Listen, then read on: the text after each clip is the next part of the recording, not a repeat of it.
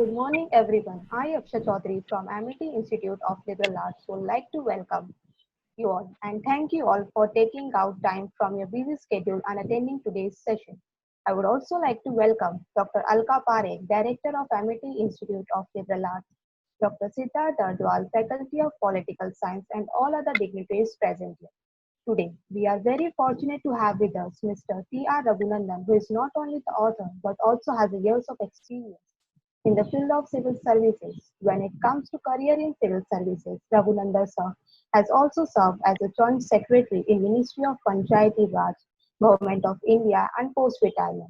Raghunandan sir has been actively involved as consultant and advisor to international development agencies as well as non-profit institutions on topics regarding anti-corruption and public policies. Having such an experienced personality talk on a relevant topic will not only be informative, but will also give a more clear picture to the attendees who aspire to join civil services. Now, without taking any more time, I would like to request Raghunandan sir to please start with today's session.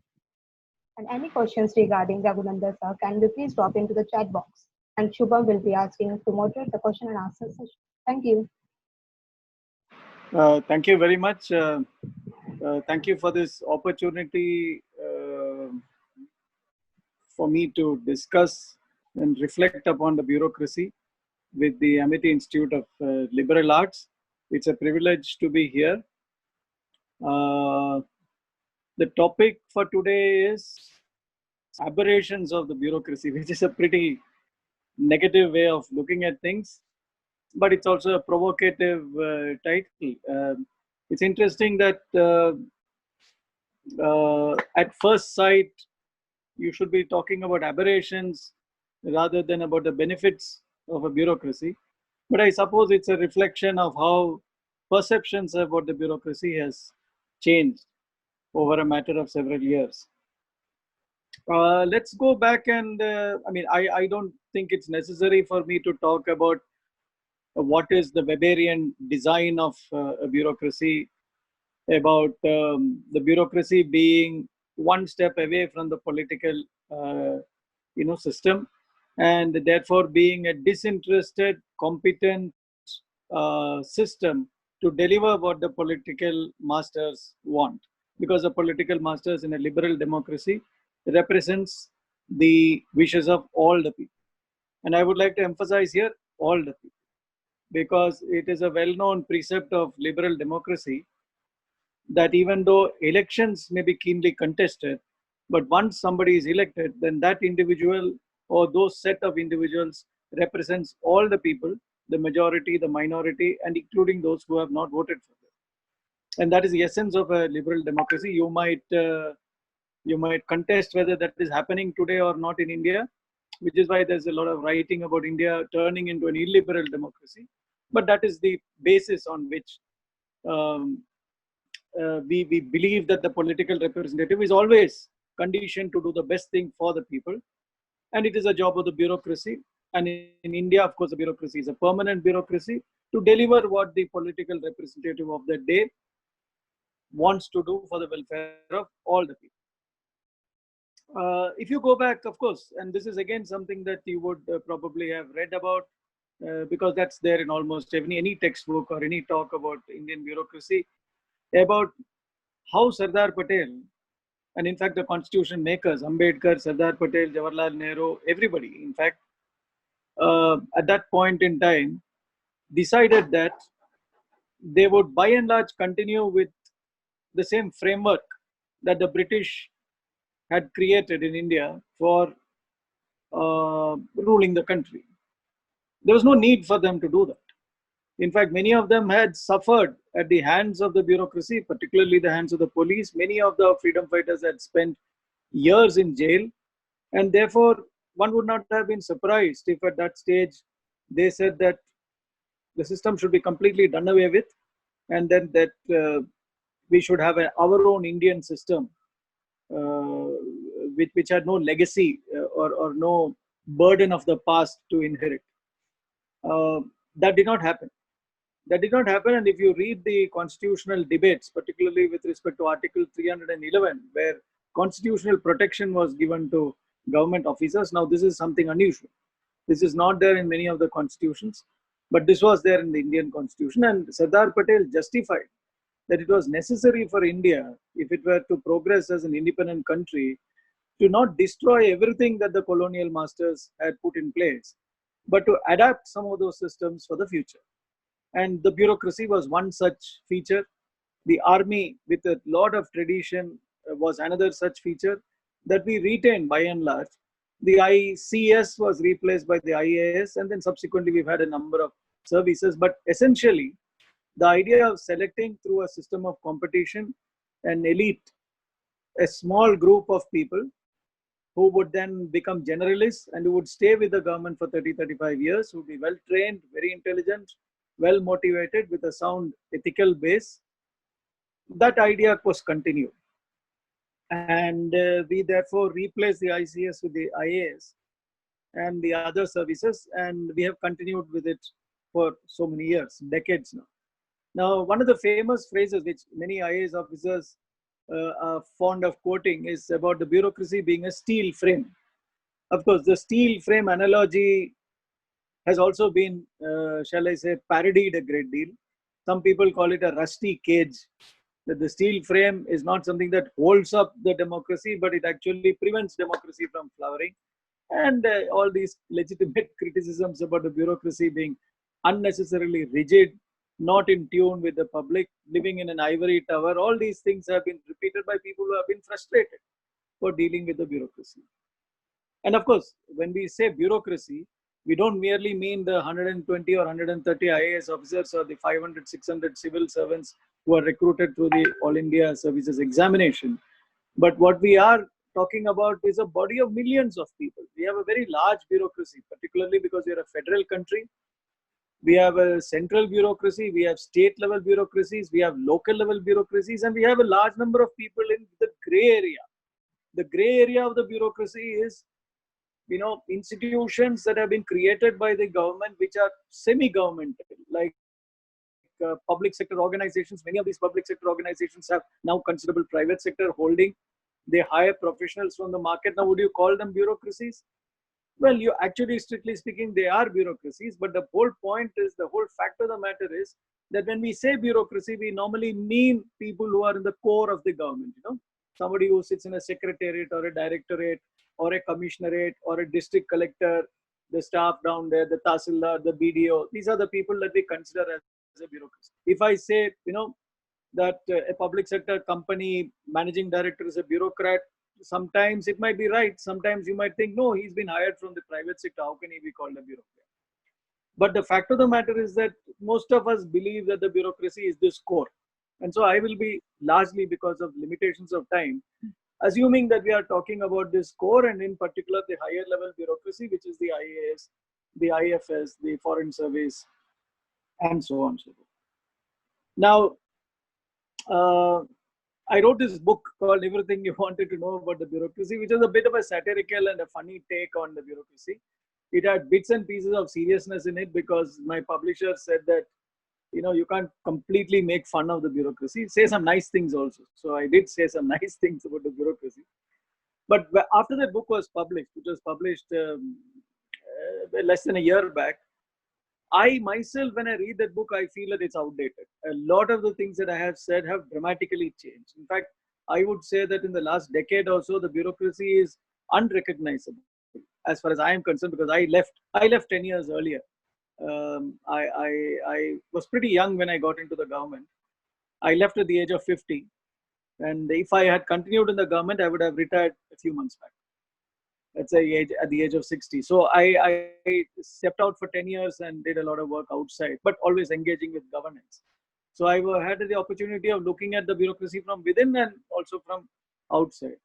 And particularly in the last 10 years, I'm glad that I left for several reasons. But one of the observations that I want to make about the bureaucracy in the last 10 years, what I feel, is that it's an extremely delicate construction, which is surprising, because when Sardar Patel called it a steel frame, he gave an impression of this being something that would endure, something that would stand firm, something that would even, be able to overcome the deficiencies of political leadership, because political leadership can change. So even if there was political mayhem, it was a bureaucracy, the steel frame that would just hold the country together and shall I say, be responsible for the unity and integrity of the country and all that. Not true. Not true if you look at the last 10 years, and if I look at the kind of interactions I've had with my colleagues and the general ethos that I see, and I wonder why. What is it that the bureaucracy went through that has made it not a steel frame? That has made it quite a bit of a plastic frame, a very a paper frame, a frame that can be swayed, a frame that can crumble, a frame that can be crushed. Why? What happened? What are the characteristics of the functioning of the bureaucracy that resulted in these in its weakness, as I see it? It's not a robust structure, in my opinion. I think there are four reasons why the bureaucracy has actually belied its expectations, or people's expectations, of Sardar Patel's expectations of it intending to be a steel frame. The first is that the bureaucracy is a monopoly, and monopolistic structures are essentially delicate, because monopolies are not natural. They are not natural in the natural world. Now, I happen to be a biologist. I did my zoology honors and then went to law. So I wrote the IAS exam with an oddball combination of zoology and law. But sometimes when I think about what I learned in zoology and when I update it with my reading now, I realize that nature is a place where competitiveness is so intense and so brutal. But it is that competition that helps nature to remain ahead of all the pressures that nature faces. Nature can bounce back. Nature is always waiting with something to hit back. It's all nice to, any one of you have been interested in forests. If you walk into a forest, at first sight, it looks fantastic. It's great. But every creature in the forest is trying to kill you. Please remember that. And if you get, I'm not saying that you may be attacked by a tiger or an elephant, that could happen. But you could get rickettsial fever. A tiny little flea can bite you and you can get rickettsial fever and you could die of it. Right? So there are so many things. Now you talk about zoonotic diseases. So nature is so intense in its competition because nature does not allow monopolies. So when you talk about monocultures, when we talk about biodiversity as an antidote to monocultures, it's all about recognizing that nature, if it has to be robust, has to be demonopolized. But the bureaucracy has been a monopoly for far too long. When we liberalized in the early 90s, one would have expected that the bureaucracy would have become a little less monopolistic. But it's very strange that in the last 25 years since liberalization, the higher echelons of the bureaucracy, and in fact, a large part of the bureaucracy, including the lower levels, if I might say so, have been completely resistant to lateral entry. You cannot enter the bureaucracy, sign a contract for a few years and go away, right? You are recruited and you stay with the government for 30 years, and your promotions are determined largely by age and by experience rather than by competence, right? And that kind of monopoly eventually begins to decay a structure from within. It's not natural. So that is the first problem with the bureaucracy as it stands today. The second is there is too much of concentration of power in the bureaucracy. And this is completely unnecessary. And this has happened because of the resistance to the bureaucracy being broken up as a monopoly. The bureaucracy has been secure in its knowledge that it's a monopoly. And when pressures have been put on the bureaucracy that it must demonopolize, then it has reacted with the tendency to concentrate power. Right? Take the classic case of the 73rd and the 74th Amendments. The 73rd and 74th Amendments were brought in to mandate local governments in rural and urban areas respectively. And in the last 25 years, it happened exactly at the same time that liberalization has happened. And whether you like liberalization or not, you must admit that liberalization has caused a dramatic change in India. But you cannot say the same of the 73rd and 74th Amendments. I mean, the 73rd Amendment was supposed to create strong, empowered local governments, and we are still struggling with it. There are a few states which are doing something, and the biggest resistance has come from the bureaucracy, not from the politician. It is the IAS with its unnatural love and affection for the post of the district collector, which epitomizes everything that the IAS stands for. And this is completely a colonial structure. The British don't have district collectors back in Britain. They have parishes and counties and empowered local governments, right? And there's nothing called a district administration. This is something that they designed for Uganda, for Kenya, for India, or what became Pakistan and Bangladesh. This was designed for colonial administration, and we have continued with it. And even today, the district collector is supreme, not the district panchayat. The district panchayat, there was a resurgence of the district panchayat in a couple of states. Gujarat and Maharashtra did pretty well in the initial years. Karnataka did quite a bit in terms of strengthening the district panchayats. But if you take the rest of the states, it is still the DM, the district collector, that is the master. And in order to concentrate the power within itself, the bureaucracy has paradoxically become a slave. In order to deny local governments of their power, what has happened to them is they are today the willing slaves of a chief minister. They are a willing deconcentrated arm of the chief minister. They don't have any autonomy. So the funny part is, they were a monopoly. They resisted their demonopolization. In order to resist their demonopolization, they became, shall I say, they became, they began to concentrate power in themselves. But having concentrated in power with themselves, they actually became, a slave of the higher level politician. So that's the second problem why the bureaucracy is not robust any longer. The third is, and this is something that bureaucrats hate if somebody tells it to them, they are becoming increasingly inept. When you concentrate power in yourself, and when you are surrounded by yes men and yes women, ultimately you end up not challenging your knowledge base sufficiently for you to grow. So you're in a monopoly, your positions are, shall I say, that your career path is more or less predictable if you don't commit any serious mistakes. And if you concentrate power in yourself, you become, you're deluded into believing that you are, that you cannot be contested, that what you think is always right. So there are a lot of people who actually don't grow. And here, in fact, I have written about this in my book, that an IAS officer passes through something like 3 rebirths in their career, because you are in the government for 35-36 years. So the first birth is when you are in the district. So you are a field officer, you are a tahsildar, and during training, then you become a subdivisional officer, you become a Jilla Parishad chief executive officer, you in states where Jilla Parishads are strong, of course, and then you become a district collector. So you develop a certain kind of street smart behavior, which is probably very good at that level. So some people become outstanding collectors. They're really good. They take charge. They symbolically they show the government's power. And in times of crisis, they can issue directives. Police firing happens. They're out there. Crowd control happens. Coronavirus restrictions have to be imposed, and they acquit themselves very well. Some of them become very participative, but in a very unnatural kind of way. I mean, they become participative to the extent that participation reinforces what they've already decided to do, right? So participation is, you participate, but I will do everything, which I've already predetermined.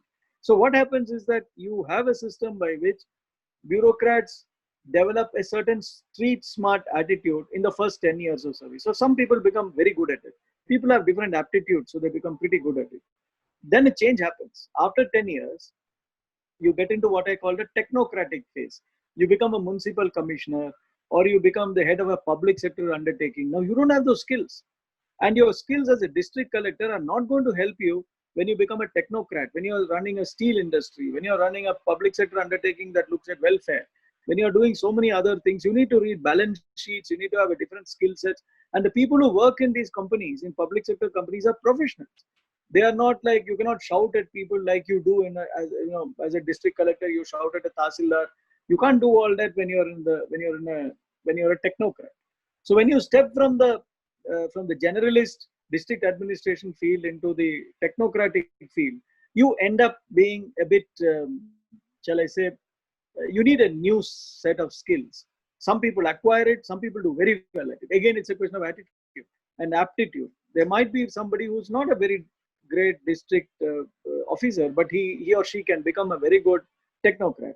And then by the time you finish your 18th year or so, you go into your third phase. And actually, the third phase is the longest phase. You become a policy maker. And this is where I find a lot of people find it extremely difficult to make the transition. For policy making, you have to shut up. You have to listen to people. You have to read.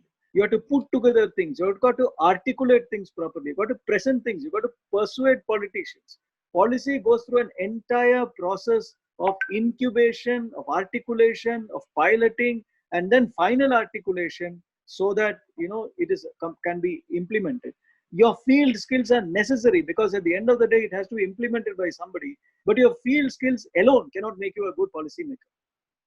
And this is why I find the worst thing that can happen is a secretary to the government who thinks that he or she is still collector, because then they make lousy policy. They just make terrible policy. So what happens is that you end up with a system by which, paradoxically, today, a lot of policies are not dictated by bureaucrats. They are actually dictated by politicians, and they are outside advisors.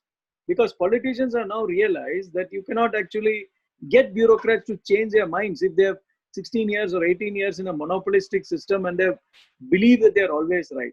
Of course, some officers do very well at policy making. That always happens. There are always some good people, but by and large, I think that the bureaucracy has become less robust, because it hasn't risen to the.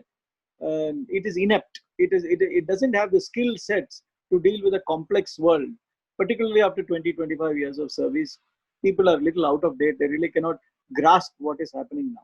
And the last and very important reason for the erosion, for the fragility of the bureaucracy, why it is no longer a steel frame, is the erosion of the ethical base. This was always there. I mean, the bureaucracy always had people who were corrupt, who were career-minded, who were intellectually dishonest, and therefore who would look the other way or bend rules in order to rise up the career ladder. But today, with a combination of everything else, it has become very much part of the system. Now, so therefore, what happens is that at the top, if a good bureaucrat is hounded, other bureaucrats don't come to that individual's rescue. This has always been so the case. It continues to be so the case. Only thing is, probably currently politicians have realized these weaknesses. So today, because of these four reasons, we have a system by which independent, motivated, well-trained people who have opportunities for being trained throughout still end up not really delivering. And that is where I would like to stop. I mean, I know this sounds very despondent, but this is what I see the way it is at this moment in India. Yes, thank you, sir. I mean, it was very much analytical in nature, and very few bureaucrats and former bureaucrats highlight these significant ailments within the bureaucratic structure so nicely and aptly, how you have explained to the students. And I would like to begin our Q&A session with this. So basically, I wanted you to highlight a bit on, since you spoke about Sardar Patel and him referring to bureaucracy as steel frame. He also spoke about the fact that bureaucrats need to be more independent in their speech, in their in their idea of freedom to speak up. Do you think that idea is shrinking over the course of time, Yes, of them being more free and more ready to speak up about their point of view rather than being yes ministers?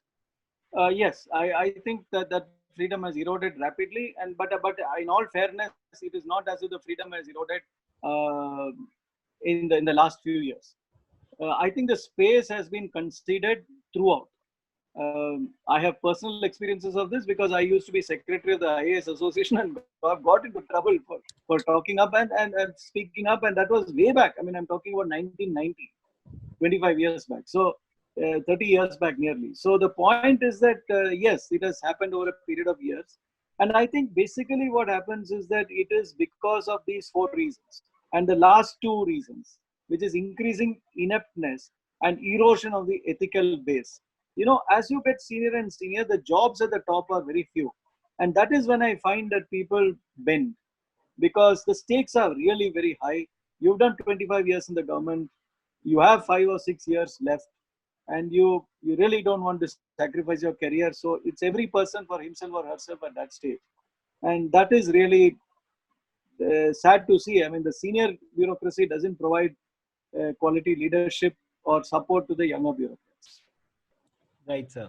So there is another thing that has been noticed for a long time, and something which I have personally also experienced since I come from, educational institution which gives a maximum number of bureaucrats to this country, JNU. So basically, what I have noticed is that the service engages in influencing a lot of young minds, motivated individuals who aspire to be civil servant and prepare with all honesty and integrity. Once they join service, their whole morale changes by looking at the structure and the way structure engages with bureaucracy and bureaucrats personally. So how does this mechanism work, and is there a possibility of bringing in change in that? Yes. Well, let me start with the first point. Yes, a lot of people are influenced to join the bureaucracy, but you must understand that this is not merely the message from people inside the system who are communicating to the outside, but also the kind of aura that surrounds the bureaucrats in the minds of the ordinary people. Like if there's a young girl who's doing well in studies in a Mofassil town, her father will say, "Ek din, bete, you will be in this collector's house." So amongst a lot of people, particularly from small town India, being a collector is something great. So a lot of people get into the IAS, particularly from the smaller towns, and that's a large number now coming in from Mofassil areas, from rural areas and small towns, all inspired by the fact that ek din main collector ban jaun. But you must understand that you become a collector at the age, collectorship at 12, 13, 14 years of service. You still got 20 years of service left. Collector ke baad kya hai? So one of the things is that a lot of people aspire to become collectors, but they don't think beyond it, which is not a problem. I don't think it's a problem at all. People need to come into service, and they come into service with very simplistic notions of what they will do. And it's good. But the point is that once you enter in service, I don't think there's enough of a support system within the service to actually mentor people to kind of uh, endure with the good things that they are doing. In fact, in many other bureaucracies, you have things like whistleblowers policies. But in Australia, for example, you have a system where you have what is known as an ethical guide. An ethical guide could be somebody who actually guides you in complete confidence. Let us say that you are working in a secretariat where your boss is corrupt, where your boss is making money and he or she is overruling you in fixing a procurement contract. What are you going to do about it? In today's system, there's nobody to whom you can go. And if you do something, and if you get in the way of a corrupt politician or your corrupt boss, your career could be ruined. These are the tough things that happen. So I 2 years back, I was involved in some preliminary discussions with the Mussoorie Academy to actually create something like an ethical guide system. Maybe ex-bureaucrats or people to whom you can go to at a time like this to choose the right path. Somebody who is not judgmental, somebody who is probably outside the system. Because I'm involved in the ethics training in the Mussoorie Academy. So, but this is an idea that can have problems. So it has to be sold very carefully and structured very well if it has to work. Good.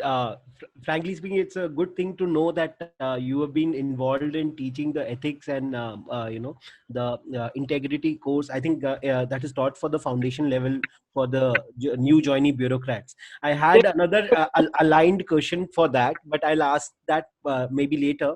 Kaustubh, maybe you can put up the question that you had. Uh, Thank you, Siddharth sir. Raghunandan sir, whatever you have spoken just now, I've made one observation that definitely there are a lot of loopholes that need to be solved when it comes to the Indian bureaucracy. So, sir, in your opinion, how can these loopholes in administrative can be practically solved, and how much time might it take to ideally solve the whole loopholes? Okay, let me put it this way. Let me talk about all the four things that hit at the robustness, right? Let me talk about monopolies. Uh, I think the bureaucracy should not be inimical to lateral entry, because a lot of my colleagues, and I differed with them when they started protesting against lateral entry. I said, no, why are you feeling so threatened? My only point is that lateral entry systems have to be equally robust. And lateral entry systems have to be open to the bureaucracy also. One of my problems, I mean, this might sound very arrogant, but there was a stage in my life when I was probably one of the 4 or 5 bureaucrats who had 8 to 10 years experience in the field of democratic decentralization. Now, I always felt that I could have become secretary to the government of India at that stage. I knew much more than many of my bosses. And that was not liked by my bosses. Many of my bosses didn't want to be in the seat in which I was, I mean, in which they were. They didn't think much of the job. I thought their job was a great job to have, right? But if there was a lateral entry system, I could have written a competitive exam and be selected as secretary. But there wasn't. Now, if I had continued in the government, I would have had 18 months as secretary to the government of India, by which time, I would have been past my expiry date, right? So that is the whole problem. So one thing is that we should demonopolize, we should allow people to come in, but the opportunities for people to come in must be available for people in-house also, number one. Number two, concentration of power. The biggest problem with the bureaucracy today is that they have not implemented the 73rd and 74th Amendment. The district collector today is the biggest impediment to growth, to democracy in India. A district collector has to handle something like 100 to 120 committees. They have bypassed a constitutionally mandated system. There is no word called district collector in the Constitution of India. There is something called a district panchayats. Please be comfortable with distributing power. And your power does not diminish by distributing power. Those people will come to you for advice. You don't have to run everything yourself, particularly if you don't have the capacity to handle everything. So that is the second point. The third point, which is the ineptness, I think that we should begin to specialize. This is a big argument amongst the bureaucracy, that some people say, no, we are supposed to be generalists, we are supposed to carry a worldwide view. That's fine. But there are certain aspects. I mean, if you are a person who's going and negotiating at the WTO, or if you're going to deal with climate change, you cannot come from some sector, to completely unrelated sector and sit there, right? So specialization must be permitted. And of course, the last point on erosion of the ethical base, I've already answered that there must be a system by which people can reinforce their ethics throughout their careers instead of feeling that they are left alone to kind of suffer the consequences. Thank you, sir. And sir, I have one more question. Sir, at present, the role of think tanks have come into prominence when it comes to the role of political establishment as well as the administrative process. In your scenario, how does a think tank impact the working process of the bureaucracy? You see, by the way, think tanks are not a new thing. Yes. They've always been there. If you go back in the history of India's policy making, I mean, we didn't call them by that jargon. I mean, the term think tank was not used. But at every level, right from the 1950s, expert committees have been appointed for various things. Task forces have been appointed. We've got enough policy recommendations. They are beautifully written reports. The problem is that the same report will come to a committee of secretaries, which then kills it. So there has to be a system by which, when you create the committee itself, it has to be an empowered committee that can submit their recommendations straight to Parliament or something like that. It should be so possible. Like you look at the second Administrative Reforms Committee. I mean, this was a great, you see the recommendations, 7 volumes. And what happened to all of them? They were put before a committee of secretaries chaired by the cabinet secretary, and they just chopped everything. Very little of that report, excellent report, has been implemented. So when you create a think tank, be very clear to whom the think tank will report, and you don't mark it down again to some bureaucrat who doesn't want to accept it, because that's a waste of time. Okay, sir. Right. Yes, sir. Yes, I think Shubham, can you just start with the Q&A from audience end? Yes, sir. So the first question is from Deepika ma'am. She's asking, sir, as you said that you retired at the age of 50, will you please enlighten and encourage your students by focusing on your work after retirement? Oh, what I did after retirement was, first of all, I was very scared of leaving the government. So I took a break for a year to think it through. I talked to a lot of my mentors in the government, and one of the best pieces of advice I got was that I shouldn't retire for a negative reason. And that was true. I had a glorious time in the IAS. And in the last 10 years of my 27 years in the government, I worked on a subject that was very close to my heart. It was on democratic decentralization, both in the state government and in the government of India. And I was very happy with it. So I quit on a positive note with an idea to work in the field of democratic decentralization and anti-corruption. Anti-corruption, what I did immediately after that was through Janagraha, which is a very renowned NGO. I had discussed this crazy idea of crowdsourcing corruption reports, experiences of corruption. So I headed and designed and delivered a website and ran it for a couple of years called ipaidabbribe.com. ipaidabbribe.com is today probably the world's largest single repository of citizens' experiences on corruption. It runs in 40 countries. We made the software free for countries.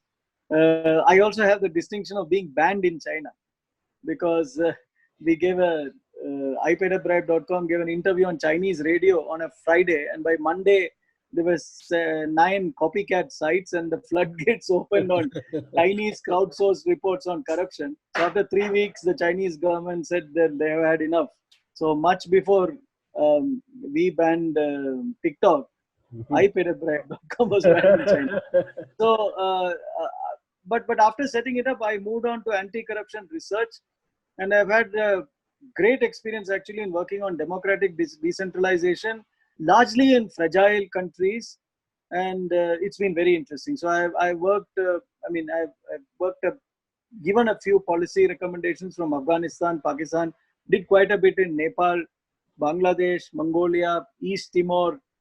Interesting stuff, because it's you design multi-level government, which is itself, I stumbled onto it as a field of interest. But otherwise, what I really want to do is to set up a railway museum. I'm a railway enthusiast. I restore old cars, so I've got a pretty decent workshop that I've been setting up. That's my retirement plan, to quit all this and concentrate on craftsmanship. And in fact, you can do a virtual tour of my museum on Google Art and Culture at the moment. So that's another thing I think it's important for bureaucrats to be, in fact, for everybody, it's to be versatile. It's to never shut your mind. And if you can do several things at the same time, I think it's great. Right, Shubham. Next. Yes. The next question is from Alka ma'am. She's asking, how is the relationship between the politicians and bureaucrats working in the current times, with the state centralizing power in its hand? Yeah, the state is centralizing power in its hand. And I think politicians cutting across party barriers have begun to realize that the bureaucrats can be dominant. This happened in the past also. This happened during Indira Gandhi's time also, and it's happening now. So discursive policy making is not happening too much. And I dare say that in the last 7-8 years of my career, I was extremely lucky to find ministers who allowed discussion. One was Mr. M.I. Ghorpade, the late M.I. Ghorpade. He was Rural Development Panchayat Raj Minister in Karnataka, and the other was the irrepressible Mr. Manishankar Iyer. So after being employed by both of them, and both of them were very argumentative but very democratic people. So I could argue with them, I could present things to them. I suppose I became unemployable. I would not have been able to work with a conventional politician after that. But things are today. I think bureaucrats actually are dictated to, and they've got to do what they're told to do. Yes, sir. The next question is from Shushti. She's asking, how should a young person who wants to enter the civil services with the pure intention of service to the nation sustain this fragility of the system and continue to provide his best? No, I'm caught between trying to inspire you or trying to dissuade you. So let me put it this way: you've just got to stay focused on what you want to do. You will find people in the bureaucracy who will support you. Make friends with them, because there is, as I said, no mentorship system.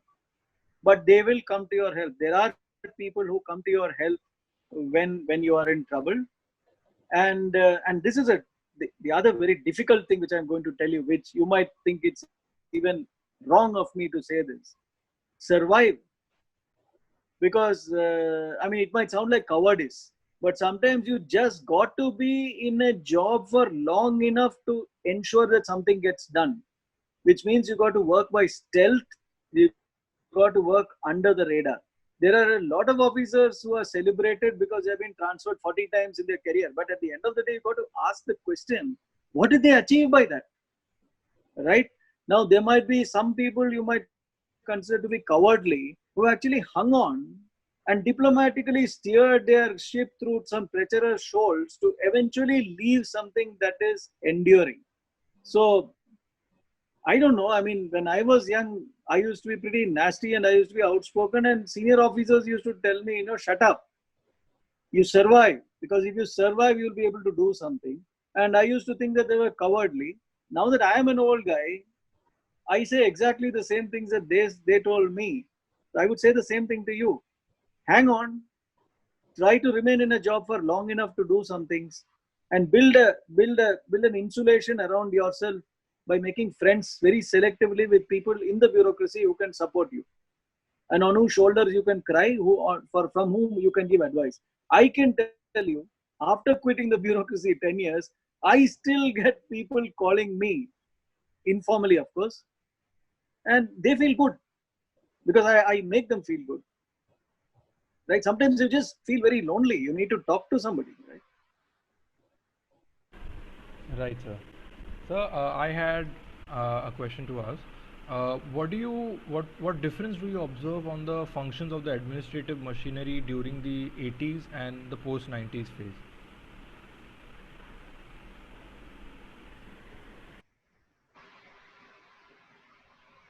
I think in the post-90s, what happened was, initially, there was almost a shock and a resistance from the older guard to liberalization. So liberal policies were being promoted only by very few people, and they were pilloried. They were pilloried by the old guard, which believed that we shouldn't liberalize, because liberalization was essentially, it came from outside. I mean, the original paper on liberalization was actually submitted by Montek Singh Ahluwalia. It was not submitted by a career bureaucrat. And career bureaucrats who believed in those philosophies were considered to be, raiders, corporate raiders in that sense. But then there was a tipping over. And in the tipping over, what happened was, many bureaucrats actually began to see opportunity in liberalization. Some of them saw bona fide opportunity in liberalization. Sadly, some of them saw malified opportunity in liberalization. Because a malified opportunity was that you could actually determine policy in collaboration with crony capitalists and monopolists who are coming in from outside. Because you see, one thing that you look at in the anti-corruption literature also, Liberalization is supposed to reduce corruption by increasing opportunities for competition. But in a practical sense, it doesn't happen. Countries actually go from socialist corruption to capitalist corruption, which is far, far greater. And eventually, when competition comes in, corruption is competed out of the market. So a lot of bureaucrats began to actually play the role of becoming, a page boy to corporate interests, which this did not happen in the past. They were very rigid. In the 80s, they were very rigid. They were insulated. They believed in the same sense of power and isolation which the British left us with. But in the 90s, I saw this change where some people, and then an increasingly large number of people, began to switch to becoming very corporate in their behavior, and they began to do a lot of dubious things also. Right, sir. The next question we have is from Prerna. She's Oh, sorry. May I also say one more point to Yes. your thing? Sure. Yes, sir. What I am finding in the last 10 years, and this is an interesting phenomenon, it's a good phenomenon. I would say not even the last 10 years, from 2004 onwards, from the time that Narega was introduced, I find that the social sector is becoming good again. Otherwise, from the 90s to 2004, the social sector was unfashionable. A bureaucrat in education, a bureaucrat in health was considered to be, not good enough. The posts that people were aspiring for were in energy policy, were in power sector, were in infrastructure, and so on and so forth. While those jobs still retain their allure, I think that the social sector is slowly becoming important, and people don't feel slighted when they are posted in the social sector. Right, sir. The next question we have is from Prerna. I think you've already answered a part of this, but I would like you to elaborate on it. She's asking, what difference does entry system had on work and opportunities of those already in service? Nothing.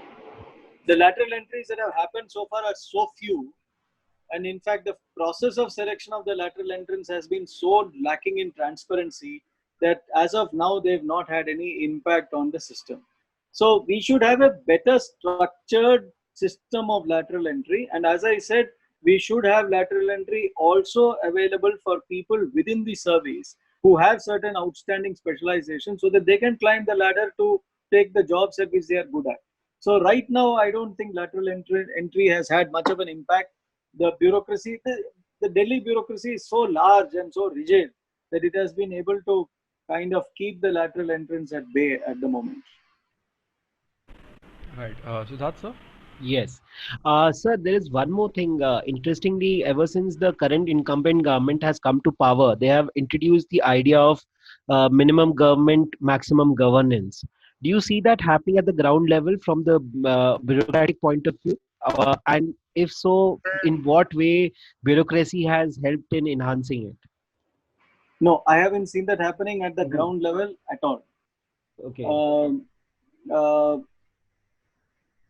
you see, if you want that to happen, what you really need to do is to actually do democratic decentralization. Empower the municipalities and the panchayats in exactly the spirit of the constitution.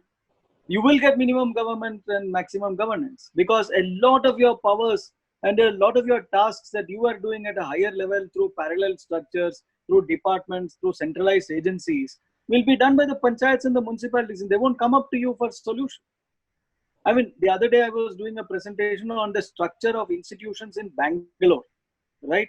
Now in Bangalore metropolitan area, you have more than 60 institutions, 60 institutions functioning under various conflicting laws, dealing with what are essentially municipal services.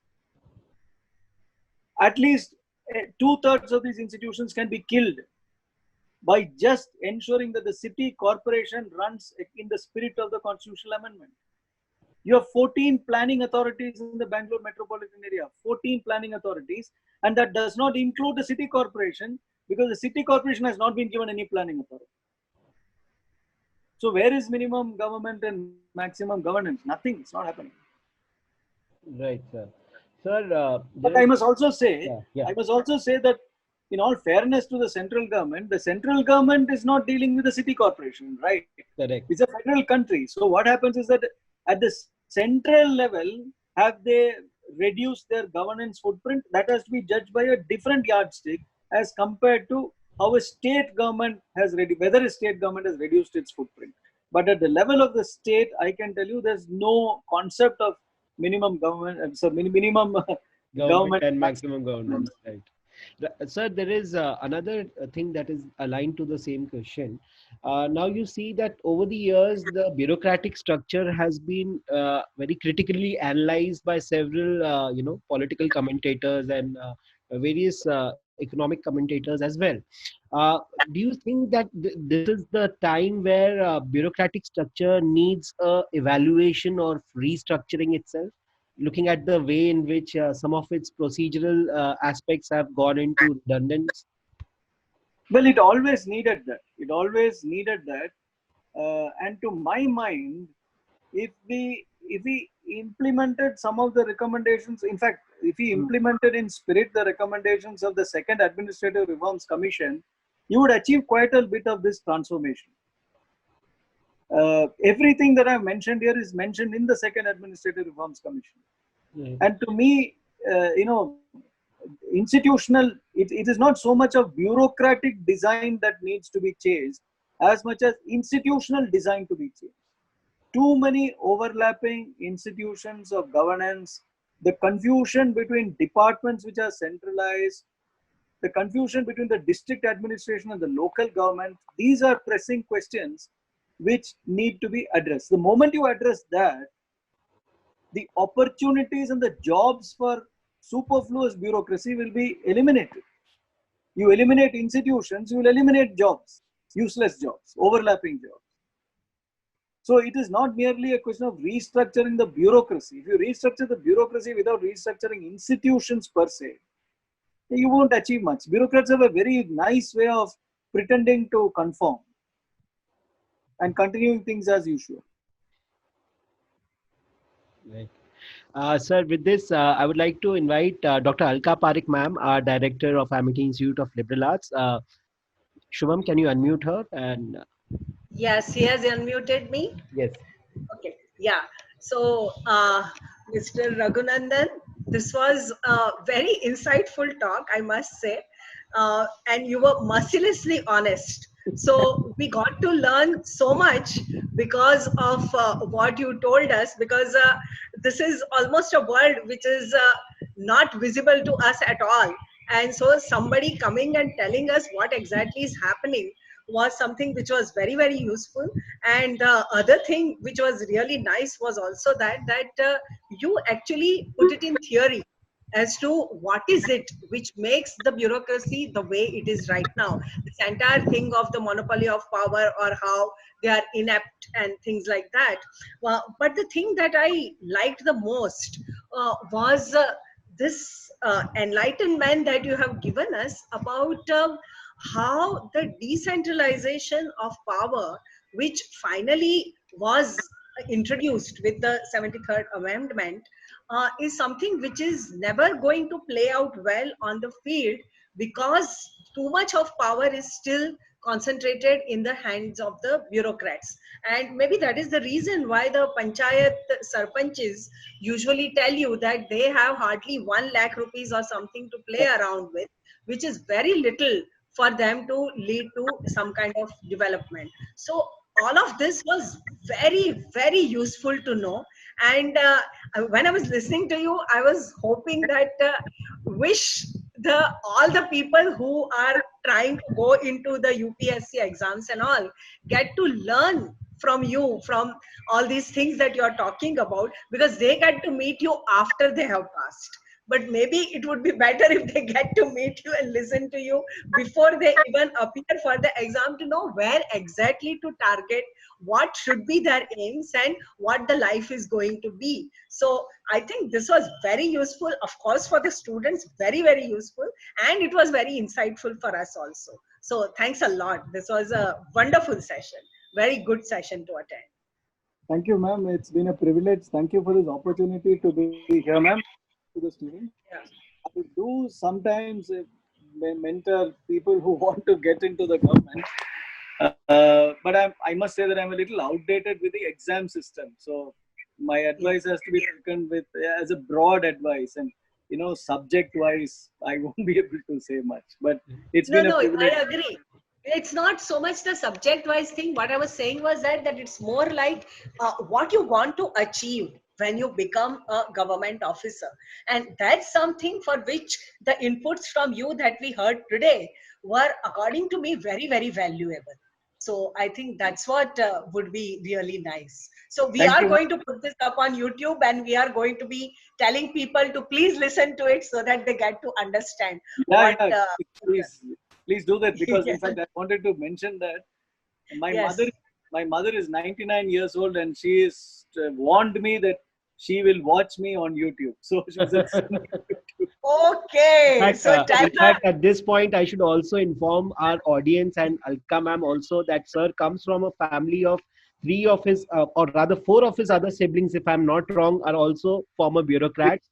Anna George, she was the first woman No, no, IAS no, no, officer. no, no. Three of my sisters, three Three, of my right? older sisters are Yes, in here. yes. Okay. And Okay. Anna George, who's the first woman IAS officer, is his Okay. sister. No, no, no, no. She is Wonderful. not my sister. She is a Okay. great friend of my mother. She's older than my All mother. right. All right. All But right. my sisters, yeah, my sisters. Yes. Yes. Right.